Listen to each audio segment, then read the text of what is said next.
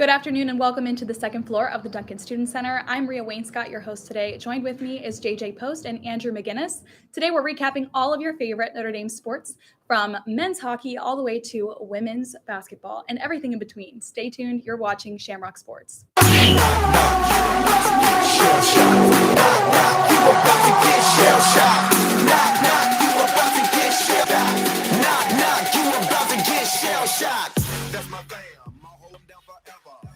Against the world, we can battle whoever. Together, ain't no way we gon' fail. You know I got your back, just like a turtle shell. Nobody do it. Well, you always hear the classic saying that offense wins games, but defense wins championships. And that's truly the case for the Irish this year. This is going to be a really exciting season. Notre Dame, of course, coming off an 8-2 dominant victory over Boston College on Wednesday night. And they've really been one of the top defensive teams in the entire country all season long, both at 5-on-5 and especially on the penalty kill, where they're second in the entire nation with a penalty kill just under 93%. They've got two outstanding goaltenders as well in Matthew Galida and Ryan Bishel, who have been phenomenal in net, both nominated for the Mike Richter Award for the best goaltender in college hockey. It's just been a tremendous start for the Irish this year, and it's really going to be an exciting next couple of months, the regular season and moving into the postseason as well. Yeah, it's difficult to really say anything that, you didn't just say, Andrew, because this is a team that, you said it, defense wins championships, and this is a team that excels at defense. Having one goalie is great. The Irish have two of the best goalies in the country. That is an absurd abundance of riches for this Irish team, and they've really used it well, too. They don't try to rest on one goalie and only allow one to take all the highlights. They use both well, and both Ryan Bishel and Matthew Galida have had great seasons so far. And this is an Irish team that got better at what they're good at, and that's what's most important. In the 20 season, I don't think it ended how the Irish wanted to end it. They lost in a forfeit to Boston College in the NCAA tournament due to COVID protocols, and this team has gotten better at those defensive aspects of last year's team. And this team that can add the offense too. We're seeing shutout wins over Wisconsin right here. These are good teams that Notre Dame is just taking to the wire defensively. They're not allowing goals, and they're also adding goals like you said, an 8-2 win over Boston College. The offense is starting to emerge. And if this Notre Dame team can keep their best in the country defense as well as a consistent electric offensive output, it's going to be one of the very hard teams to stop come tournament time. And that was an 8-2 win over a Boston College team whose goaltender had only allowed more than 2 goals in a game once all season without their leading goal scorer in Max Ellis for the Irish. That was really the dominant victory when the circumstances were against them. You have a short rest with a weird Wednesday game,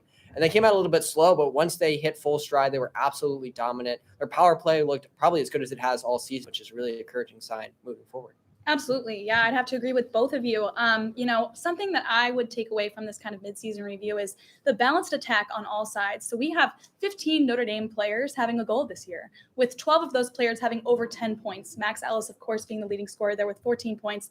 But really knowing the depth of talent that we have on this team, it's just really inspiring, and I'm really excited for what's to come. So speaking about all of those individual strengths, let's talk about an individual game. What about a game spotlight for you guys at this point? JJ, what are your thoughts? I think the first game you have to look at is against Michigan on the road. They're playing number 1 team in the country, and they went in there and got a huge win. It was 3-2. They went down early 2-0, and they fired back 3 straight goals. I think the confidence that Notre Dame showed, it takes a bit of swagger to not just win over the number 1 team, but to go on the road and do so. And I think that Notre Dame really showed a lot of guts. It showed a lot of character, that they're not afraid to take on the best. They're not afraid to beat the best, and kind of put a stick down in the Big Ten and say, we're competitors. We're a team that's going to compete both in Big Ten tournament time and national tournament time. And then they went the next day and played another game that I think showed a lot of confidence. Andrew, I think you're going to cover that. Yeah, absolutely. And, it's one thing to come out and beat the number 1 team in the country on the road once. It's another thing to do it back-to-back nights. And I thought the second night victory was maybe not as impressive as the first one because they didn't play their best game in that second contest. They were outshot 41-21, but they found a way to win, getting a 5-4 overtime victory, scoring 5 goals on a Michigan team that includes last year's number 1 overall pick on defense in Owen Power. It's key for a team to win a championship. You have to learn how to win when you're not playing your best, because you're going up against really tough teams that are going to game plan for you, that are going to make things really challenging. And so you have to find a way when the chips are, not in your favor. You have to find a way to dig deep and find a way to win a game, even when you're not necessarily playing at your best level. And I thought that game really shows that Notre Dame, this team, has the ability to do that. And that's going to be really key for them if this is going to be a special season for the Irish. Yeah, absolutely. I'd have to agree with you both. Once again, great points. I have to talk about the Boston College game. Honestly, like you mentioned, JJ, earlier in the program, this was really a dominant performance by the offense. I think this was really a time that we've seen them come into, their comfort zone. This is something that is really exciting as we are going further into higher competition here. We didn't self-destruct a single penalty in the game, and we really, capitalized on those power plays as mentioned. So hopefully moving forward, I'd love to see some more of that. Let's do now that we've done a game spotlight, any player spotlights? We've mentioned a few here and there, but Andrew, what's your player spotlight? Well, having depth down the middle is so key because centers are basically the most important position in hockey. You look at any team that's won a Stanley Cup recently, they have a really great center at the top, but they also have some really good centers down the bottom who can contribute in a variety of ways. And one player I look at for the Irish this year that's been really key for them down the middle is center Cam Burke. He's got a career high 16 points. He's been phenomenal in faceoffs at almost 60% of his draws. And he's also been a key part of that Irish penalty kill. Like I said, talked about earlier how the Irish penalty kill has been so dominant this year. Cam Burke is right in the middle of that stuff. And so to see him in his senior year really develop into a true two-way player when he's able to contribute at both ends of the ice, with his goal scoring and also his ability to play in the defensive zone and win faceoffs, makes him a really trusted player for Jeff Jackson. And it's always nice to have a center you can know situations and on the penalty kill to shut down even the best opposing offenses. Absolutely. And I'm going to have to go with Spencer Stastny because, when you look at this Irish team, it's a team that, it's not necessarily the best offensive team in the country, but like Maria said, it's a team that spreads out its goals well. And one of the reasons Stastny's been so good is he's a great assister. He doesn't have the most goals, but he does have a team lead and assist. He also has a team lead in the plus-minus category of 14. The radar year, I think, is a guy that I don't think gets a lot of the attention because he's not, a Max Ellis who scored all those goals, but a player that's really contributed in a lot of levels that I don't think necessarily show up on the stat sheet. Like look at the plus minus, you have to scroll pretty far down the sheet to find that stat, but it's a pretty important stat that he's really showed out on this year. Absolutely. Yeah, I'd have to agree with you both. For me, though, I have to talk about Max Ellis. I know that we say scoring isn't everything, right? Defense wins championships, but this guy really knows how to delegate. He knows how to score himself, but he also knows how to assist. I think that that's a really important key of a player who can take us to that experienced championship level. Him being a junior, bringing that intensity and experience is something that's so invaluable. So speaking of taking experienced players to experienced levels of championship, I think we should talk about football a little bit. So I'm going to send over to one of our NDTV reporters, Liz, as she talks about the Fiesta Bowl and a wrap-up on the Notre Dame football season. If you thought we would stop talking about football just because the season is over, you were wrong. Notre Dame never stops talking about football. Let's get into it. The new year brought us the Fiesta Bowl and the official start of the Freeman era. Unfortunately, it was not the start we all hoped for. Notre Dame started the game strong with a touchdown pass down the middle to freshman receiver Lorenzo Styles in the opening minutes. To Lorenzo Styles! Shortly after, Jack Cohn threw behind the Oklahoma State blitz to allow Chris Tyree an open path to the end zone. Hard, and Tyree! House call! Touchdown! The Irish found success in the air all throughout the first half, with Cohn finding Styles, Tyree, and Mayer down the field. By halftime, Notre Dame led 28-14, but an Oklahoma State touchdown right before halftime shifted the momentum and foreshadowed what was to come. The second half saw Oklahoma State dominating the field as they scored 30 unanswered points in 31 minutes and kept Notre Dame from possession. The Cowboy defense figured out Notre Dame's strategy at halftime and prevented Cohn from connecting in the air during the entire second half. Notre Dame entered the game averaging 152.2 rushing yards per game, but the Cowboys managed to hold the Irish to only 42 yards on the ground. Oklahoma State took the 37-35 win, and their 21-point comeback was the biggest in program history. Where do we go from here? What does the future look like for Notre Dame football? Notre Dame currently has the number 2 overall recruiting class for 2023, and Marcus Freeman says he's committed to doing whatever it takes to improve. Still, only time will tell. This has been Liz Perna for Shamrock Sports. Now back to the studio. Thanks, Liz, for that amazing recap on our Fiesta Bowl and our football season. Now, shifting gears to women's basketball. You guys, we did a midseason review for hockey. What's the midseason review for you guys on women's basketball thus far? Well, I think the Irish have definitely taken a big step forward this year under Neil Ivey in her second year as head coach. Last year was obviously a weird circumstance, of course, with COVID, and also, right. Replacing a coach as legendary as Muffet McGraw is a really tough task. But I think Neil Ivey and the Irish are really starting to find a new identity under her this year. They're a team that plays very well with each other. They're greater than the sum of their parts. They lead the ACC in assists. They've been very consistent, beating the teams that they need to beat. They haven't lost at home yet this year. They've only lost to one unranked opponent as well, and 3 of their 4 losses have been very close defeats as well, all within 4 points, with the exception of a loss to UConn, who obviously is a pretty darn good team. So certainly not the end of the world that they weren't able to hang with them in that one game. And so I really think you're seeing an Irish team that is really finding a new identity, starting to come into their own this year, and building the foundation for a bright future. Yeah, if I had to use one word to describe this team, I think I'd use promising. It's a team that, we have seen some hiccups. We mentioned there's 4 losses. 3 of them probably could have or should have been wins, but it's a team that overall has played a lot of good teams and played them well. You see here, they've played 4 losses, and all of them, with the exception of UConn, who we all know is a pretty down team, these are all games that Notre Dame should have or could have won. Against Duke, you turned the ball over 30 seconds left. That was a game you could have won. Against Georgia, you missed a buzzer beater to win the game. The game went into overtime. You lost there. You could have won that one. Against Boston College, they had the ball 3 times in the final 10 seconds of a chance to win the game. They didn't come up with it. So these are games that, the little mistakes, the turnovers that lost them these games will get ironed out as the season goes on and as Niele Ivey's tenure goes on. So I think it's a team that shows a lot of promise, and they're good while they're at it. Absolutely. This is a really good observation about kind of the Niele Ivey era. I think that, there's a lot of talent here, but we can't really lose sight of the goal. And like you mentioned, Muffet McGraw's shoes are big shoes to fill. So I think we've got a lot of promise coming up. But let's talk a little bit more specifically about a game spotlight in particular that gave you a lot of hope.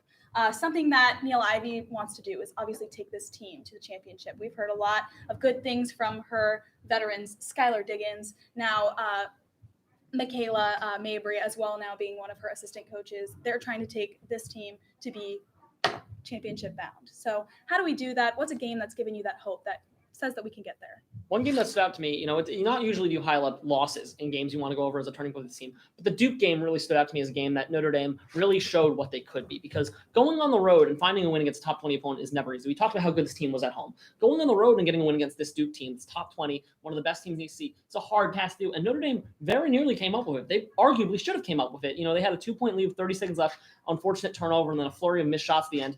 These are the games that Notre Dame has come very close to winning, and it's not easy to go on the road and do so. If they did it at home, I think you could write it up as, the home crowd came into it, they got an upset off. The fact they did it on the road in a hostile environment, playing a team that is going to contend for the ACC title, I think it says a lot about what this team has in terms of character, their ability to, face down a big opponent, face down an opposing crowd, and head in there head on and nearly win. And also says a lot about, the way they lost, a lot of costly turnovers. These are the mistakes that as Niele Ivey's tenure continues, they're going to slowly iron out. They're going to slowly get better. As this young core ages, they're going to get more experience in these games. I think the fact they played that game without as much experience in big games, the fact they came so close to winning, really says a lot about what this team is and what could be down the road.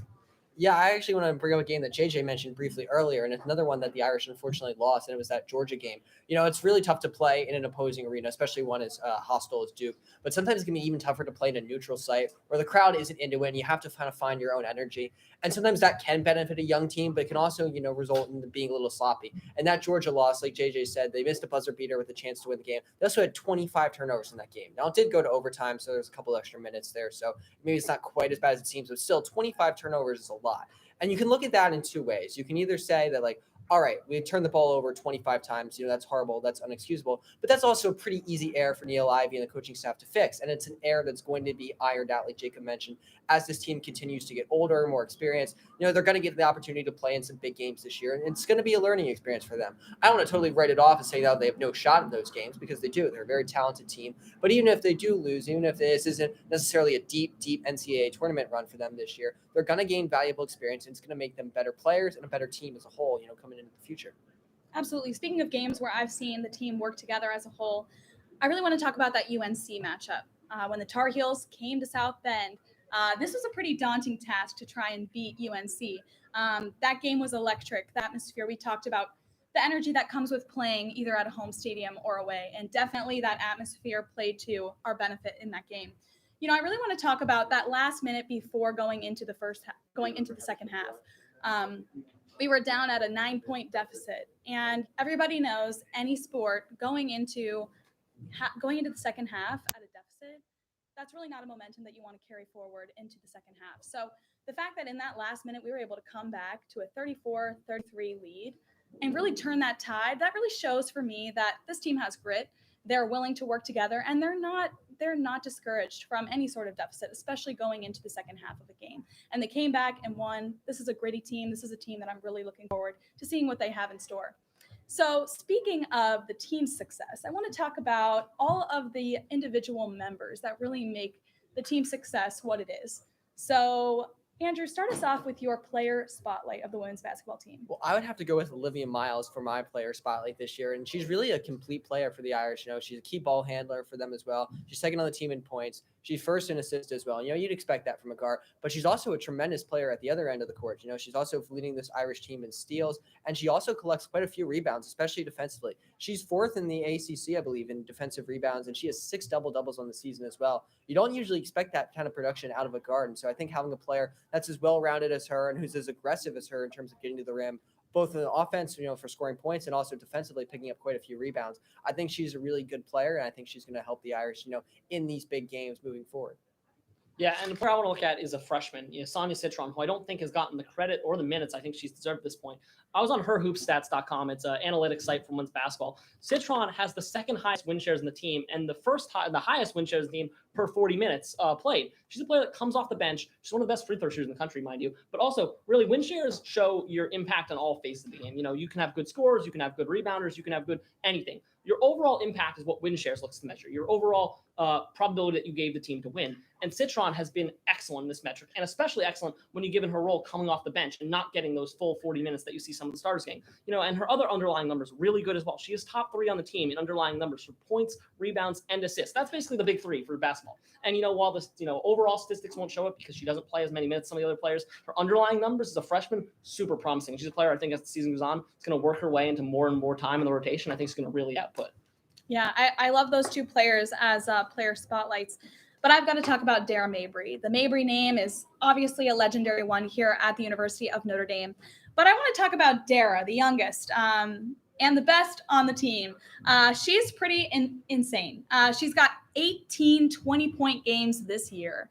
And then she has a 30-point game where she finally broke that record for herself in the season opener. She's not only an insane scorer, she's also an incredible assister. She's one of these players that capitalizes on the strengths of her teammates. She really pulls together the team, whether it be Miles, Dodson. Welcome back. She really highlights the strengths of the team and pulls everyone together while also being able to outscore pretty much almost anyone on the team. So that's my player spotlight. But honestly, you can't go wrong with all of these fabulous players on women's basketball. So going over to men's basketball now, let's take a look at Jake's segment. Welcome back to the Winter Sports Recap. I'm Jacob Irons. Got a jam-packed segment here for you today, but we'll start with breaking news that happened over break on the women's volleyball team. Notre Dame and Jack Swarbrick announced that Salima Rockwell will be the new women's volleyball head coach after allowing Mike Johnson's 4-year run and his contract to expire here in South Bend. Coach Rockwell comes to the sidelines after spending the past 3 with a headset on working for ESPN as an analyst. She spent 2 stints with the Nittany Lions as an associate head coach, assistant coach, as well as director of operations for Penn State. As a student athlete at Penn State, she was a 3-time All-American setter, as well as Big Ten honors first team 3 times. She led the Lions to a Big Ten championship 2 times out of her 4 years. We all at NDTV want to wish Coach Rockwell luck as she begins this new chapter here under the dome. Now flipping gears to men's basketball. They had a tough weekend where they first started on Saturday against Virginia Tech when they lost 79-73. The Irish looked strong in the first half. However, VT were starting to come back when Prentice Hub made the last-second shot to push Notre Dame forward up to 8 going into the locker rooms at half. Ultimately, Notre Dame could not get the engine running again as VT would soon come back, tying them. And then once VT took the lead, they held on to it all the way till when the clock hit 0. However, that was not their only game of the weekend, as Notre Dame then, after their tough loss to Virginia Tech, traveled up to D.C. to play one of the most prestigious HBCUs in the country and Howard University on MLK Day. It was a tight game throughout with both teams going back and forth. However, it was Prentice Hub driving to the basket here to put the Irish on 71-68. The score would stay the same as Howard could not capitalize on their opportunity beyond the arc. Notre Dame will finish their 3-game road trip in Louisville tomorrow at 4 p.m. That's going to do it for this winter sports recap. For Shamrock Sports, I'm Jacob Irons.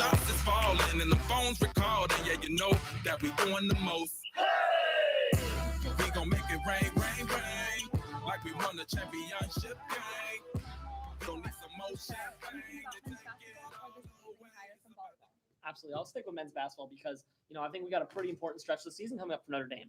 With Duke's loss, technically speaking, we have a wide open ACC. No, it might be a bit far-fetched to say Notre Dame controls their own destiny, but mathematically they do. If they beat Duke in a few weeks, they will be on top of the ACC. If they beat Miami in a few weeks, they'll be on top. But that's thinking ahead. Right now, you got to beat what's in front of you, and you got a big test come up against Louisville, a team that's underperformed this year. It's a chance to make a big win on the road and then take into a 3-game homestand where you can get NC State, Virginia, and then Duke, which is, I think everyone knows, the crown jewel of Notre Dame's home schedule. This is a team that I think has overperformed expectations. You got freshmen like Blake Wesley stepping up, grad transfer like Paul Atkinson being in a really efficient presence down low, and he isn't the traditional big man mold. And I think you got Dane Goodwin stepping up, an all ACC caliber level shooter. I think this is a team that's doing better than people expected. They have a lot of energy right now. They have a lot of momentum. They have a chance to develop it even more. And I think they're going to be hitting a pretty key stretch of season if they want to put together a challenge for NCAA tournament seed.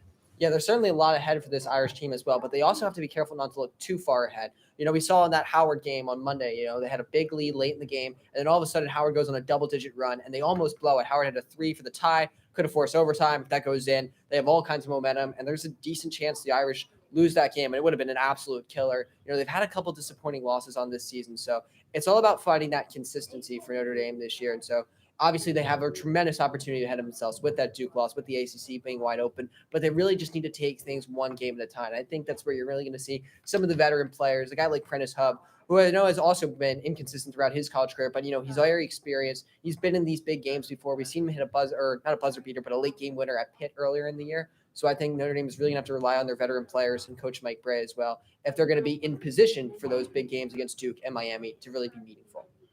Absolutely. Looking forward, we've got a lot of hope on a lot of our teams this year. Getting very excited for what's to come. But speaking of what's to come for men's tennis, unfortunately, due to COVID, their next matchup has been postponed. For all of your updates on men's tennis and every sport that we've discussed today, follow us on social media, Notre Dame Television on Instagram, Twitter, and TikTok. Thanks so much for tuning in today, and we'll see you next time on Shamrock Sports.